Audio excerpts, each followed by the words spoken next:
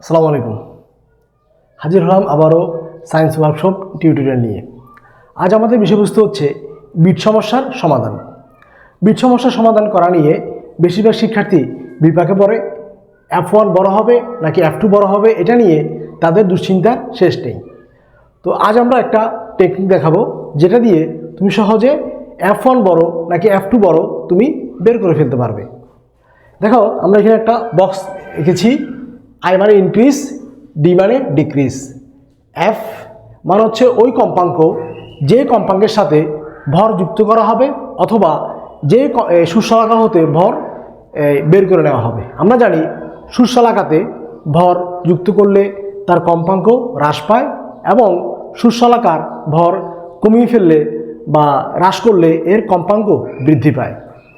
আর N হচ্ছে পরবর্তীতে bit সংখ্যা, অর্থাৎ এই কম্পাঙ্ক পরিবর্তন করার কারণে এই বিট সংখ্যা কি হ্রাস পেল নাকি বৃদ্ধি পেল।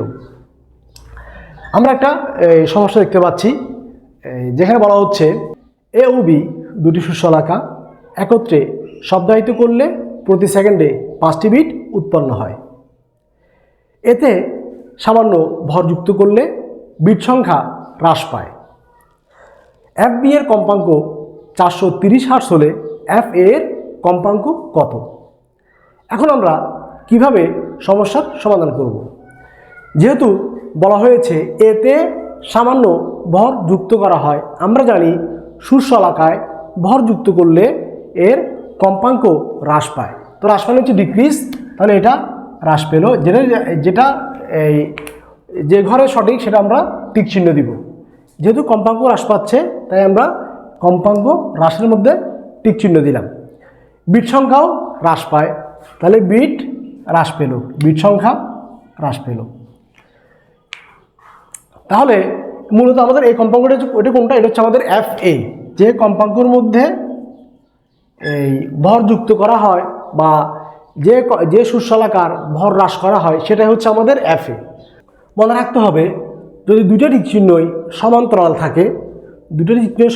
থাকে তাহলে বুঝতে হবে এইখানে কম্পাঙ্ক যেটা আছে সে হচ্ছে বড়, অর্থাৎ F A greater than F B. তার মানে F A minus F B সমান হবে এন। তাহলে এফ এর মান আমাদের বের করতে হবে, তাহলে এফ বি প্লাস এন।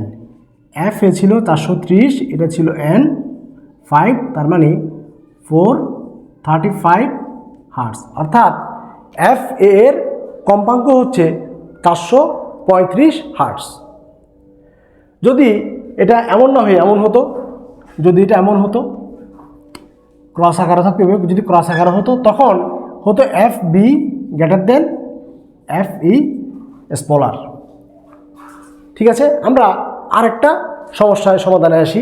স্ক্রিনে আমরা আরেকটা সমস্যা দেখতে পাচ্ছি। বলা হলো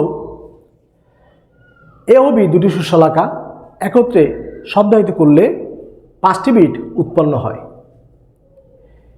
এ সুশলাকার ভর সামান্য হ্রাস করলে বিট সংখ্যা হ্রাস পায়।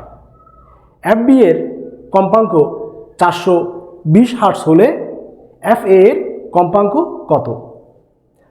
তাহলে এখানে এবার বলা হচ্ছে এ সুশলাকার ভর সামান্য হ্রাস করলে তার মানে কম্পাঙ্ক বৃদ্ধি পাবে, তাহলে বৃদ্ধি পেলে সেটা হবে ইনক্রিজ, এবং বিট সংখ্যা হ্রাস পায়, তাহলে বিট সংখ্যা হ্রাস মানে হচ্ছে ডিক্রিজ।